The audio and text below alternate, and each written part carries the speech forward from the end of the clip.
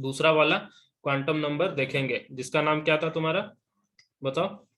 जिसका दूसरा नंबर क्या नंबर था, दूसरा क्वांटम नंबर का? Sir azimuthal quantum number. हाँ, तो उसके बारे में हम लोग पढ़ेंगे।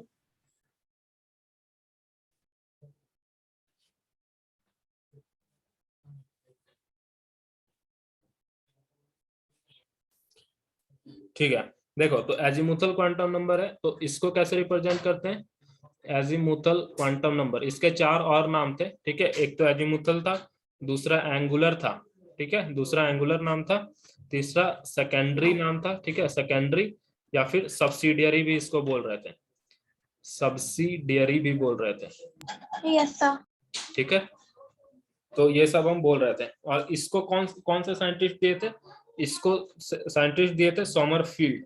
क्या नाम था उनका? सोमरफील्ड नाम था, ठीक है, सोमरफील्ड नाम का। जैसे प्रिंसिपल क्वांटम नंबर को बोर दिए थे, ठीक है, तो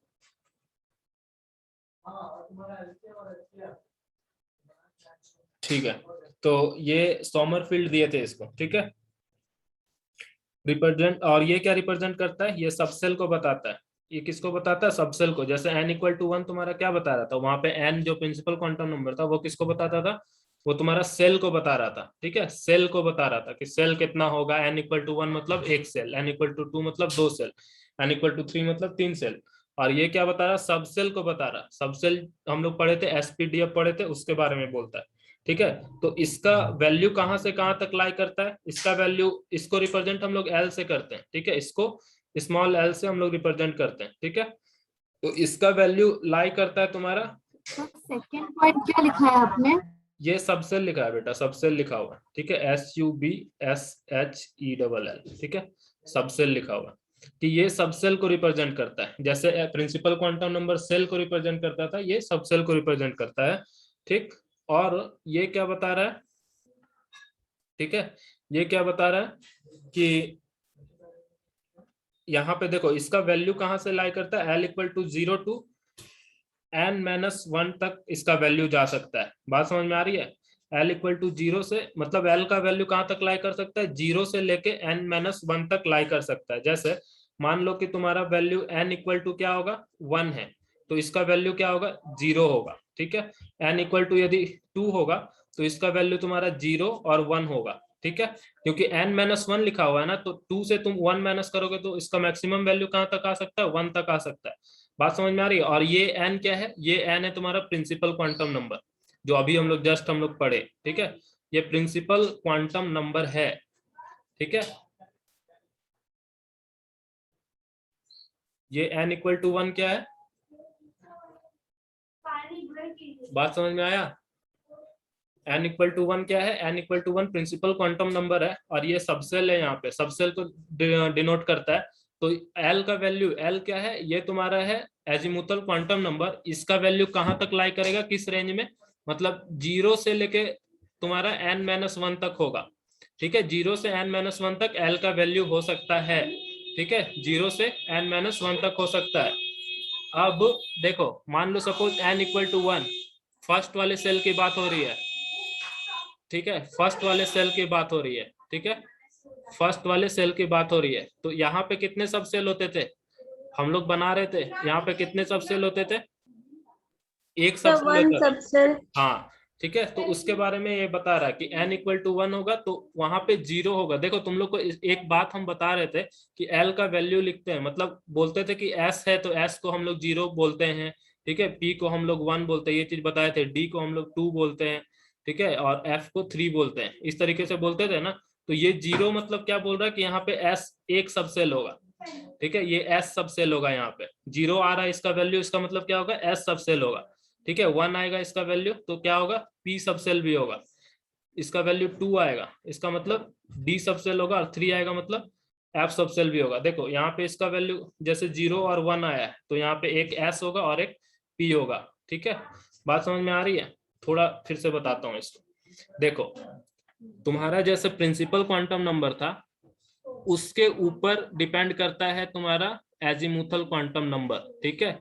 एजीमुथल क्वांटम नंबर किस पे डिपेंड करता है? प्रिंसिपल क्वांटम नंबर पे डिपेंड करता है।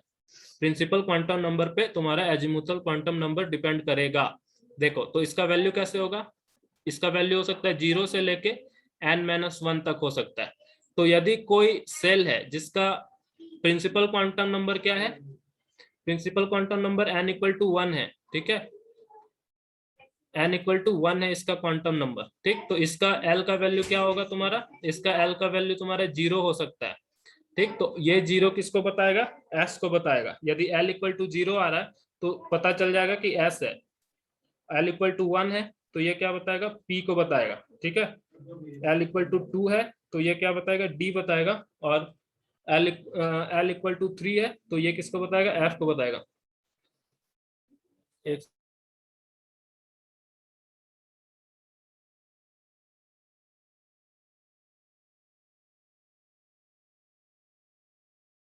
ठीक है, देखो ये l=0 s को बता रहा है, l=1 p को, l=2 d को और l=3 f को।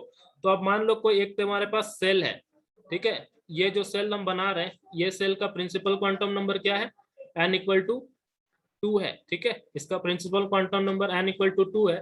तो इसके लिए क्या क्या वैल्यू हो सकता है l का, तो इसके लिए पहला वैल्यू हो सकता है 0 हो सकता है और दूसरा वैल्यू हो सकता है 1 हो सकता है।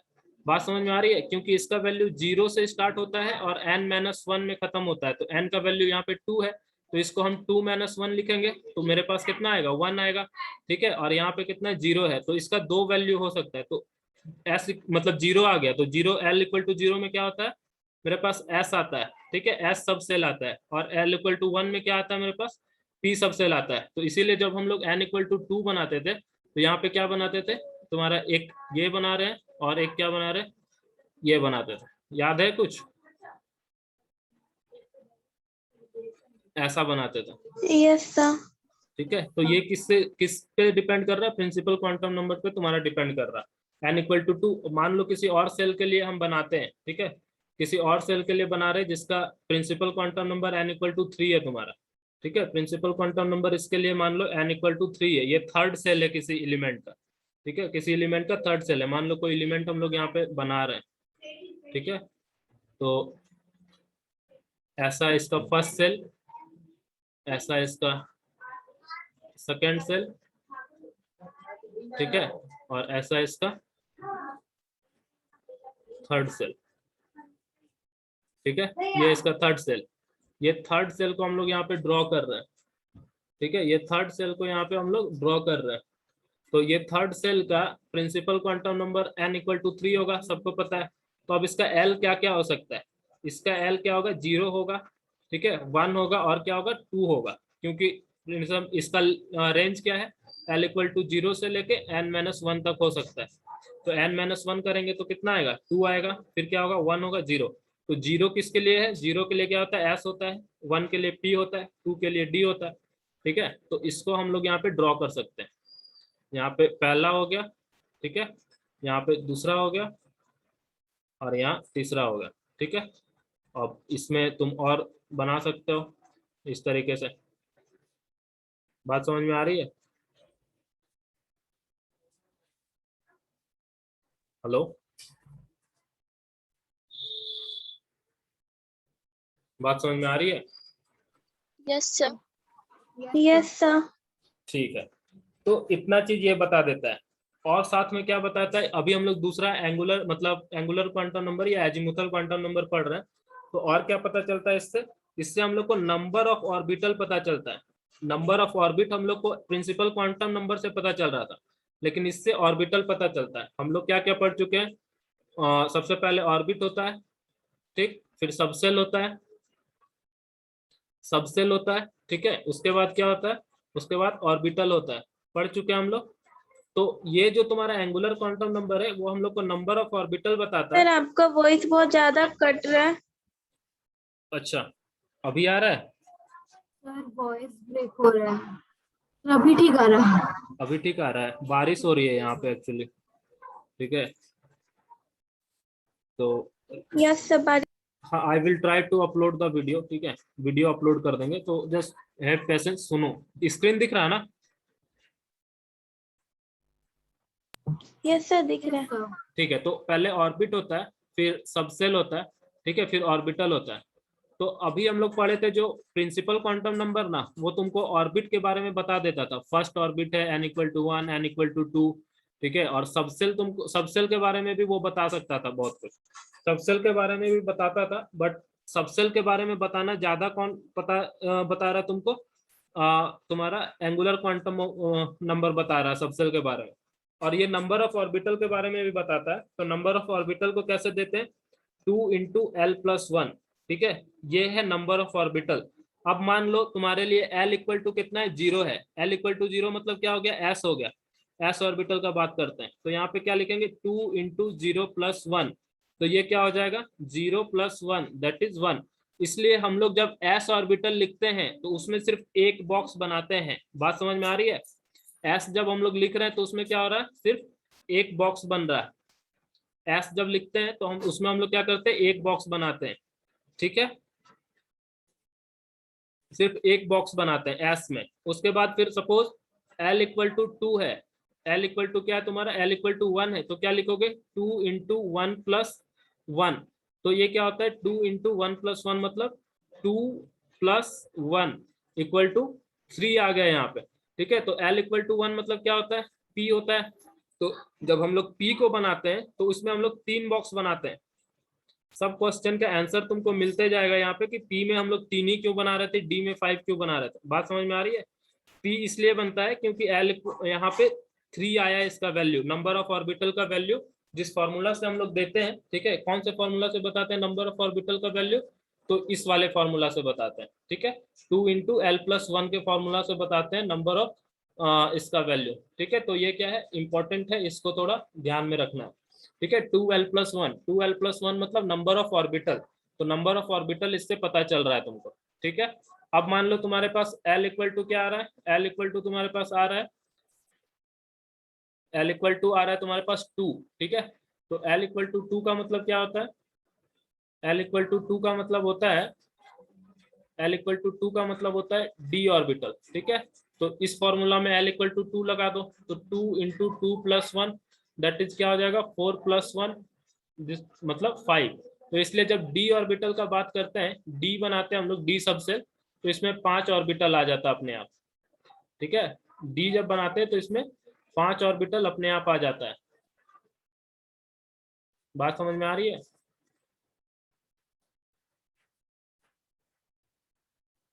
तो इसमें 5 ऑर्बिटल अपने आप आ जाता है, ठीक है।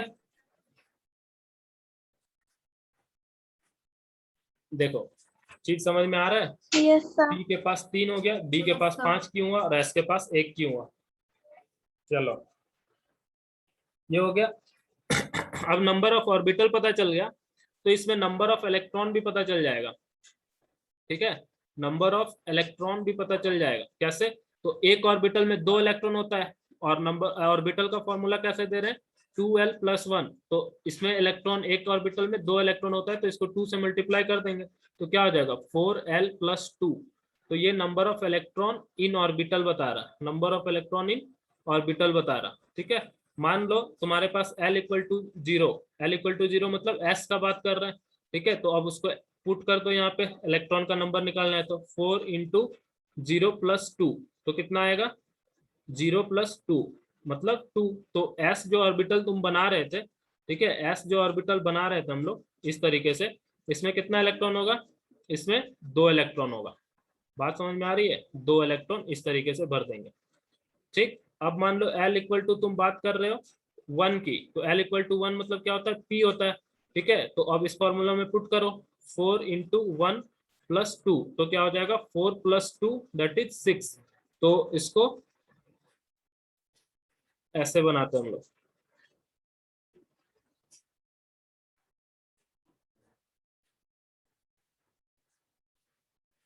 ठीक है, इस तरीके से बनाते हैं। तो यहाँ पे कितना इलेक्ट्रॉन आ जाता है, 6 इलेक्ट्रॉन आ जाता है। बात समझ में आ रही है।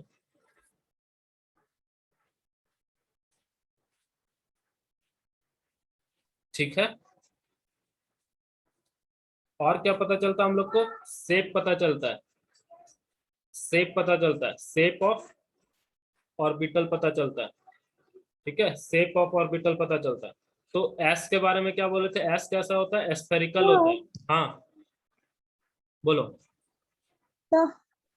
सर अगर हम लोग एल का वैल्यू 1 लिए तो पी ऑर्बिटल उसमें 6 आ रहा है, ये कैसे? इलेक्ट्रॉन, इलेक्ट्रॉन का नंबर 6 आ रहा है ना, नंबर ऑफ अच्छा, इलेक्ट्रॉन की। इलेक्ट्रॉन है ना। हाँ, ये क्या बता रहे हैं? Number of electrons in orbital इस फॉर्मूला से देंगे, ठीक है। और नंबर ऑफ ऑर्बिटल कौन से फॉर्मूला से देंगे? नंबर ऑफ इलेक्ट्रॉन कौन से फॉर्मूला से? नंबर ऑफ ऑर्बिटल किस फॉर्मूला से देंगे? तो नंबर ऑफ ऑर्बिटल हम लोग इस फॉर्मूला से देते हैं, 2l+1 से, ठीक है। 12+1। हाँ, तो 2l 1+ से ऑर्बिटल देंगे, तो इसको इसमें जब तुम 1 पुट करोगे तो आएगा 3।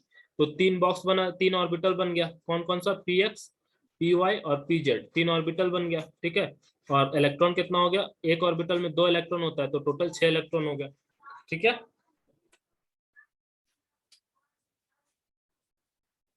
Yes sir.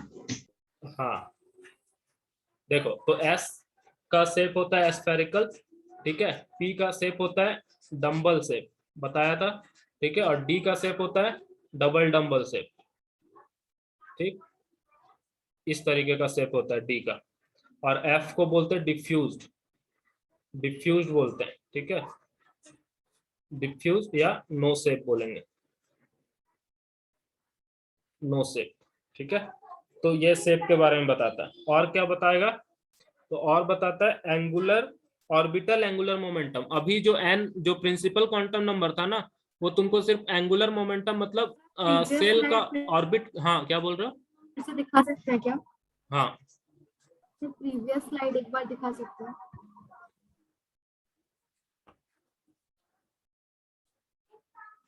ठीक है। ठीक है।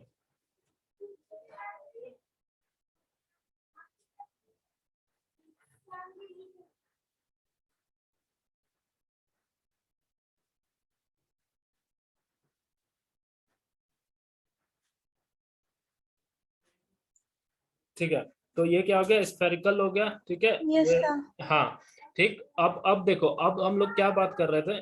ये स्लाइड हो गया, ये स्लाइड, ठीक है। तो हम लोग बोल रहे थे एंगुलर मोमेंटम का बात कर रहे थे, ठीक है। अभी जो प्रिंसिपल क्वांटम नंबर था वो हमको एंगुलर मोमेंटम किसका? सेल वाला का दे रहा था, ठीक है। लेकिन ये हमको ऑर्बिटल एंगुलर मोमेंटम दे रहा। ऑर्बिट में जो इलेक्ट्रॉन मूव कर रहा है ना, उसका हमको एंगुलर मोमेंटम दे रहा। तो ऑर्बिटल एंगुलर मोमेंटम हम लोग को पता चलता है, किससे पता चलता है एंगुलर ऑर्बिटल मोमेंटम? एक फॉर्मूला है जिसको हम लोग लिखते हैं √L × L+1, ठीक है। और इधर h/2π। सर आपका वॉइस कट रहा है। वॉइस कट रहा है? कैसे बताएं अब? वॉइस कट रहा। तो देखो, L × L+1, और इसको इस तरीके से भी डिनोट करते हैं, ठीक है। एक लाइन h के ऊपर से भी क्रॉस करेगा। अभी आ रहा है वॉइस? सर आपका वॉइस बिल्कुल सुनाई नहीं। Yes sir. ठीक है। So what you can do, एक सेकंड।